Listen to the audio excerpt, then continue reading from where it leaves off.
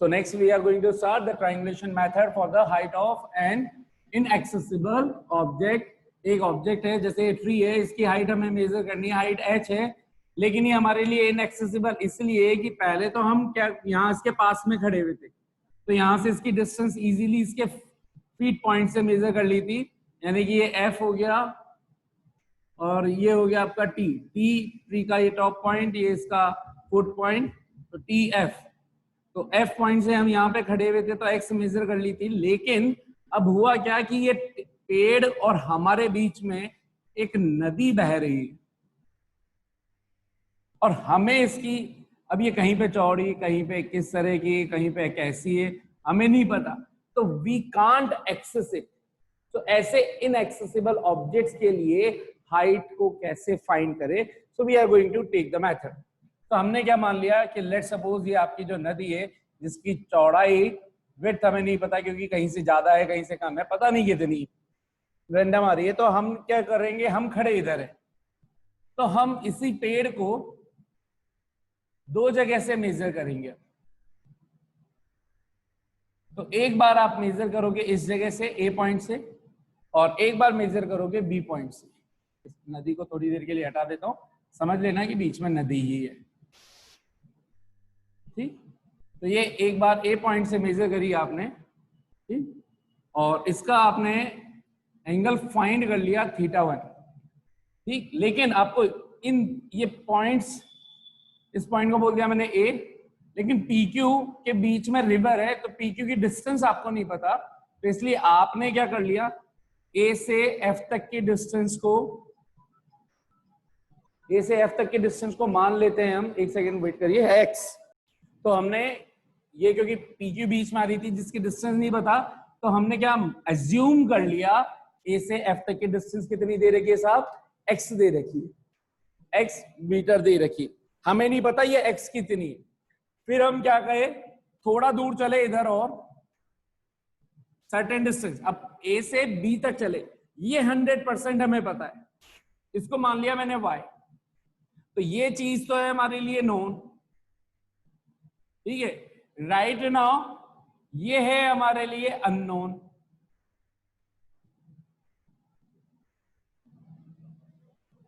तो A और B के बीच की तो डिस्टेंस हम कर ही सकते हैं, मैं यहां से चला यहां तक तो ये डिस्टेंस तो पता चल जाएगी।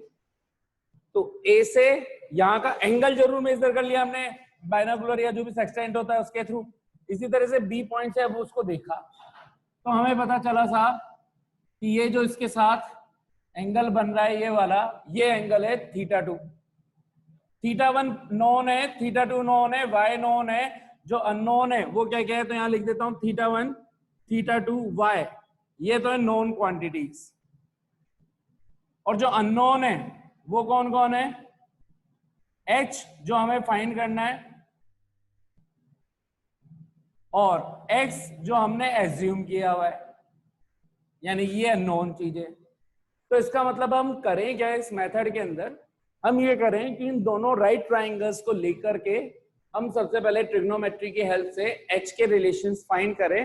एक के अंदर ऑब्वियस सी बात है x आएगा, उससे x की वैल्यू निकालें, फिर दूसरे के अंदर y, पूरा ट्राइंगल लोगे तो उसमें भी y प्लस x बनेगी, पूरी हाइट, पूरी लेंथ, मतलब f से b तक की, तो उसमें x की वैल्यू को सब्स्टिट्यूट कर दे, तो एक वैल्यू को सब्स्टिट्यूट कर देंगे अगर दूसरे की टर्म में, तो हमारे पास एक ही अननोन बच जाएगा और एक अननोन h ही चाहिए हमें। ये है हमारा इसका मेथड। तो देखते हैं सबसे पहले स्टेप 1, इन ट्राइंगल AF, और ये वाला पॉइंट मैंने ले रखा है T, ट्री का T पॉइंट, AFT, हमें क्या फाइंड करना है, हमें x और h में रिलेशन चाहिए, ठीक। तो मैंने लिख दिया, और θ1 x और h के अंदर, तो मैंने x जो फाइंड करना है मुझे, क्योंकि मुझे पता है इस x की वैल्यू फाइंड करके सेकंड ट्राइंगल के अंदर मैं इसको फिट करने वाला हूं, तो जो मुझे फाइंड करना है, जिसको हटाना है एज्यूम्ड वाले को, उसको मैंने लिख लिया ऊपर, और जो पता है यानी कि इसी को फाइंड करना है, यही फाइनली आना चाहिए, तो उसको लिख लिया मैंने नीचे। तो x अपॉन h क्या बना, जल्दी से देखते हैं। x हो गया हमारे लिए बेस और ये हो गया परपेंडिकुलर, और x अपॉन h बन गया कॉट और θ1। तो यहां से हमने निकाली x की वैल्यू h cot θ1 और इसको बोल दिया इक्वेशन नंबर 1। स्टेप 2, जैसे ही अब आपका कॉन्सेप्ट प्रिपेयर है कि हमें हमारा एम क्या है, तो खत्म हो गया, पिक्चर खत्म हो गई। इन राइट ट्राइंगल कौन कौन सा, BFT, पहले लिखा था AFT या BFT, इसके अंदर अब क्योंकि उसमें कॉट थीटा आ रहा है तो इसका भी कॉट ही ले लो। कॉट के लिए हम क्या कर लें, बेस अपॉन परपेंडिकुलर, तो इसमें बेस क्या हो जाएगा, FBF, तो BF अपॉन TF, ये क्या होगा, बेस अपॉन परपेंडिकुलर, ये क्या बन गया, cos थीटा 2। BF कौन है, y प्लस एक्स, TF क्या है, H, क्या हो जाएगा, cos नहीं cot, y plus is equal to cot theta 2। यहां से y नॉन क्वांटिटी, ध्यान रखना है साहब, y plus x is equal to H cot theta 2। हमारा एम h फाइंड करने का है। यहां से पहले x की वैल्यू सब्स्टिट्यूट कर दो इसमें, इसके अंदर देखो, सो बाय 1 इंटू 2, x की वैल्यू जैसे ही सब्स्टिट्यूट करी आपने, आपके एक ही अननोन वाली टर्म रह गई h, वो क्या हो जाएगा, y प्लस x की जगह कितना लिखते हैं, h cot theta 1 is equal to h cot theta 2। क्या फाइंड करना है, h फाइंड करना है, तो इधर भी h है इधर भी h है, तो एक को दूसरी तरफ ले आओ, दूसरे को किसी एक तरफ ले आओ, तो मैंने इसको इधर भेज दिया, तो y is equal to h cot theta 2 minus h cot theta 1। यहां से हो गया h कॉमन आ गया, cot theta 2 minus cot theta 1, तो यहां से h की वैल्यू ये पूरी की पूरी इधर ट्रांसफर कर दो, नीचे आ जाएगी, तो h की वैल्यू आ गई साहब, y upon cot theta 2 minus cot theta 1। So this is the value of h and we have calculated. तो हम क्या फाइंड कर सकते थे कि यहाँ पर पेड़ था, बीच में नदी थी, नदी की विड्थ हमें नहीं पता, लेकिन हमें पता है कि मैं यहाँ पे खड़ा हूं, इस जगह से मैं इधर चलना स्टार्ट करूंगी, मान लो कि उधर की तरफ पेड़ है, मैं यहाँ पे खड़ा हूं, यहां से मैं 10 कदम आगे चला, तो 10 मीटर या जो भी डिस्टेंस है वो मेजर हो गई, तो हमने क्या मेजर कर ली, AB, वो हो गई y नोन हो गई। जहां से मैं खड़ा हूं वहां से मैंने पेड़ को ऐसे देखा, ये एंगल मेजर हो गया, फिर मैं दूसरी जगह गया, वहां से भी मैंने इस पेड़ को देखा, वो भी एंगल मेजर हो गया, ठीक, दोनों एंगल मेजर हो गए, यानी कि थीटा 1 थीटा 2 नोन हो गया, y नोन हो गया। अननोन क्या क्या बच रहे थे, हाइट जो फाइंड करनी थी, और x जो हमने एज्यूम कर ली कि इस जगह से वो पेड़ की डिस्टेंस रैंडमली मान ली x, तो जो हमने मानी उसको पहले कन्वर्ट कर दिया, फाइंड क्या करना था उस टर्म्स में, h की टर्म्स में, और इस तरीके से हमने निकाल लिया। तो ये हमारा मेथड हो गया। बोलो समझ में आया कि नहीं आया। तो यहाँ पे मैंने मेंशन कर दिया TF is equal to h, height of object which is needed to be measured, AF is equal to x जो हमने एज्यूम करी, AB is equal to y जो नॉन डिस्टेंस होगी, और थीटा 1 थीटा 2 भी नॉन है, एंगल टॉप के इस जगह से ये वाला एंगल, ये पता चल ही रहा है, समझ में आ गया होगा। तो आगे बढ़ते हैं इसके बाद।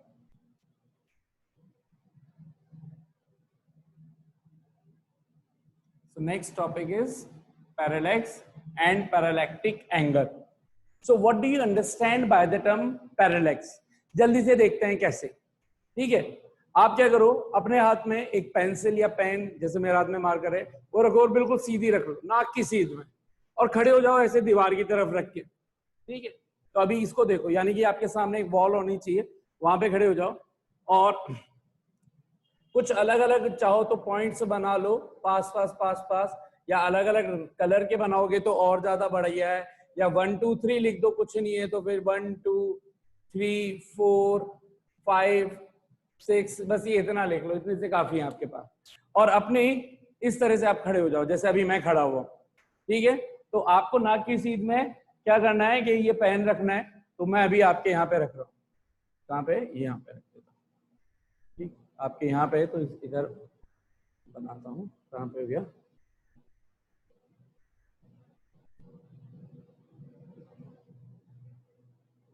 तो मान लीजिए अभी मैंने यहाँ रख रखा है, अभी दोनों आंखें खुली हुई। अब आप लोग अपनी कोई सी एक आंख बंद करो, एक आंख बंद करो, अब वो एक आंख खोल दो और दूसरी आंख बंद करो। अब आपने एक आंख बंद कर ली थी, आपको पता चल रहा था आपके पीछे जो नंबर्स लिखे हुए हैं कि कहाँ पे नजर आ रहा है। एक आंख बंद करने के बाद ये कहाँ नजर आ रहा था, एक आंख खोलने के बाद दूसरी आंख बंद करके पहली आंख खोल लो और फिर ये पॉइंट कहाँ नजर आ रहा है, क्या सेम पोजीशन है या डिफरेंट पोजीशन है। तो क्लियरली अगर आप एक आंख बंद कर रहे हो तो एक बार ये कभी 3 पे नजर आ रहा होगा, कभी 5 पे नजर आ रहा होगा, यानी कि इसकी पोजीशंस शिफ्ट हो रही होंगी। ठीक है, तो भाई ये चीज क्या कहला रही है, आपको इसमें बेसिकली क्या करवा रहे हैं हम, आंख मारने की प्रैक्टिस करा रहे हैं। एक आंख मारो, दूसरी आंख मारो, एक आंख मारो तो क्या हो जाए, दूसरी आंख मारो तो क्या हो जाए, वो प्रैक्टिस करनी। अब आपको देखना है कि एक आंख मारने के बाद पीछे की पोजीशन क्या हो गई, और फिर दूसरी आंख मारने के बाद फिर पीछे की पोजीशन क्या होगी, यानी इसके पीछे और दोनों आंख खोलने पर जो पीछे की सिचुएशन थी क्या वो सेम जगह नजर आ रही। अगर ये जो चेंज आया है इसी को हम क्या बोलते हैं, पैरेलैक्स, जो एक्चुअल में नहीं होना चाहिए था कि भाई दोनों आंख से देखोगे, ऐसा तो नहीं है ना, एक आंख से देख रहे हो तो एक मून नजर आ रहा है, दो आंख से देख रहे हो तो दो मून नजर आ रहे हैं, ऐसा तो नहीं होगा। या एक आंख से देखो, इस आंख से देखो, मून ही नजर आना चाहिए। तो पोजीशन अगर मैंने इसको यहाँ सामने रख दी और उसको मैं बिल्कुल वॉल के पास ले जाऊं और इसके बाद परपेंडिकुलरली अगर मैं इसकी सिचुएशन को चेक करूं कि अभी ये 3 और 4 के बीच में और बिल्कुल इसकी नाक की सीध में, यानी कि परपेंडिकुलरली इसको पास में आकर के मैं अपनी एक आंख मारूं और दूसरी आंख मारूं, तो क्या इसकी पोजीशन 3 और 4 से कभी इधर और कभी उधर चेंज हो रही है? अगर हो रही है तो इसी चीज को बोल रहे हैं पैरेलैक्स। तो पैरेलैक्स क्या है, what is parallax? Parallax the change, the apparent change in the position of an object with respect to another. किसी भी ऑब्जेक्ट की पोजीशन में, पोजीशन क्या है 3 और 4, इस 3 और 4 की पोजीशन में चेंज आना, किसके रेस्पेक्ट में चेंज आया, पीछे वॉल है, दूसरे ऑब्जेक्ट के रेस्पेक्ट में। ठीक है, जब हम हमारी आईज से साइड वाइज देख रहे हो तब। So whenever we will be seeing an object with respect to another from our eyes sidewise, एक बार एक बार एक बार एक बार, ठीक है, मेरे को अच्छे से आग नहीं मारना था, तो इसको जब देख रहे हो तो क्या बोलेंगे, इसको हम पैरेलैक्स। ये जो पोजीशन में चेंज आना, this method is called parallax. ठीक है, तो इसके बेस पर तो ये सिखाने का रीजन क्या था, ताकि आपको आ जाए कि आंख मारते कैसे।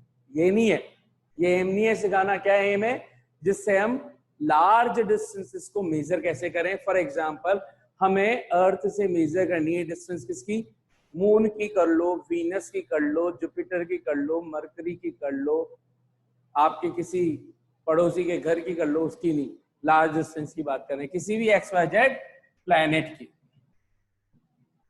तो ये रहा हमारा कोई प्लैनेट P, ठीक, और यहां पर इसके कंपैरिजन में जो अर्थ है वो बहुत दूर है, तो ये यहां पे तो मैंने बना दिया प्लैनेट P, ठीक, और यहां पे हमारी अर्थ है, तो अर्थ के A पॉइंट पर और B पॉइंट पर जो हम एक्सेसिबल डिस्टेंस है तो उस पर आ जाते हैं। तो ये मैंने A और B, आप देखो जिस साइज की अर्थ ली है उसके कंपैरिजन में AB डिस्टेंस भी अपने आप में ज्यादा है, और अर्थ के रेस्पेक्ट में AB डिस्टेंस ऑलमोस्ट सीधी ली जा सकती है। तो ये सीधी डिस्टेंस है, वही आर्क का काम कर रही है। What is AB? Arc for earth, earth के लिए तो आर्क का ही काम कर रही है, अगर ये अर्थ का सेंटर।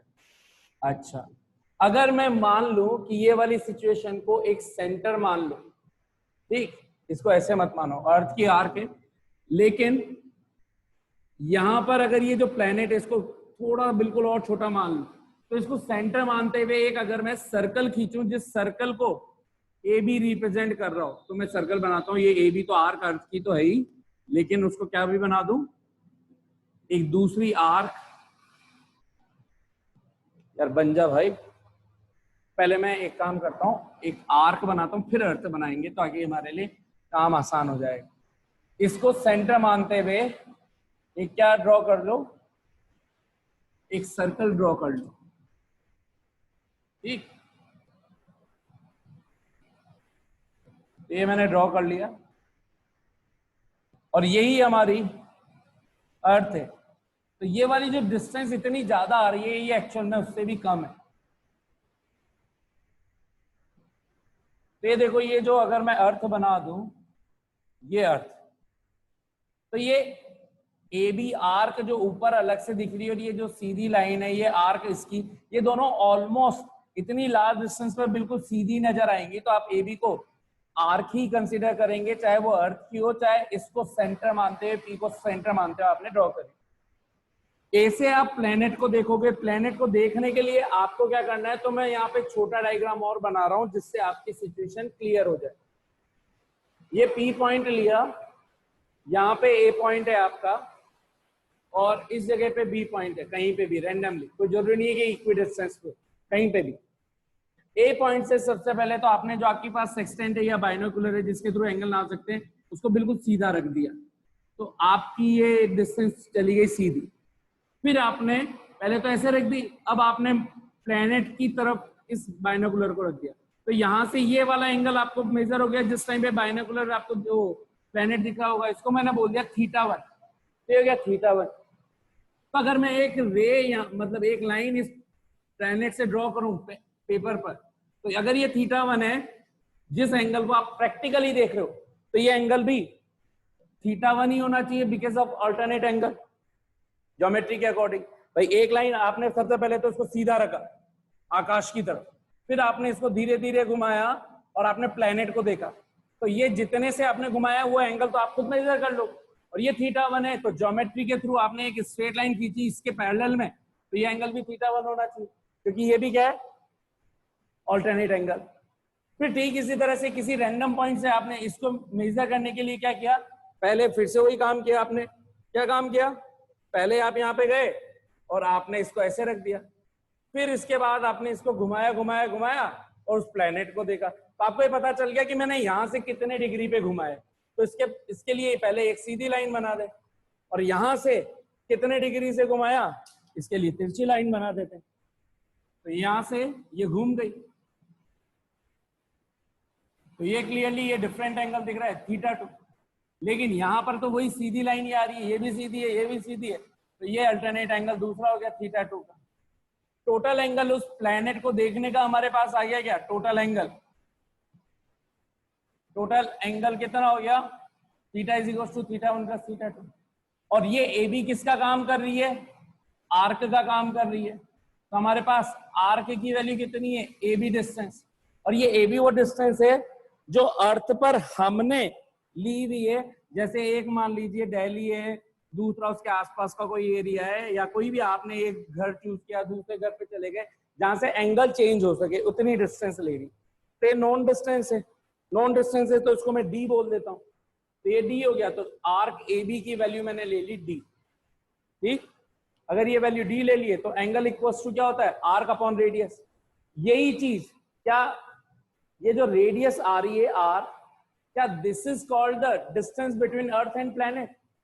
अर्थ और प्लैनेट के बीच की डिस्टेंस क्या हो गई, आर। तो हमने बोला since we know that angle equals to arc upon radius, यहां पे लिख रहा हूं, तो एंगल कितना ले रहे हो आप यहां पर, total angle theta is equals to arc A B upon radius. ये आर ही कहला रही है जो हमें फाइंड करना है, distance between planet and earth.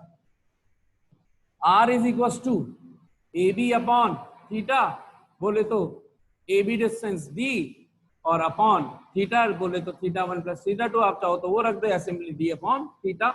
And this is the distance, average distance between earth and any planet. तो आपने देखो यहां अर्थ पे बैठे बैठे किसी भी प्लैनेट की डिस्टेंस को मेजर कर लिया बिना वहां गए, अप्रोक्सीमेटली, ठीक है। तो ये कितनों को समझ में आ गया भाई अच्छे से। This was our method, parallax method. और वो जो एंगल आपने θ1 + θ2 जो थीटा बोला है, इसको हम क्या बोलेंगे, पैरालैक्टिक एंगल। इस θ1 + θ2 यानी कि जो थीटा है दैट इज कॉल्ड पैरालैक्टिक एंगल, ठीक है साहब। तो आज के लिए इतना ही, बाकी नेक्स्ट क्लास में।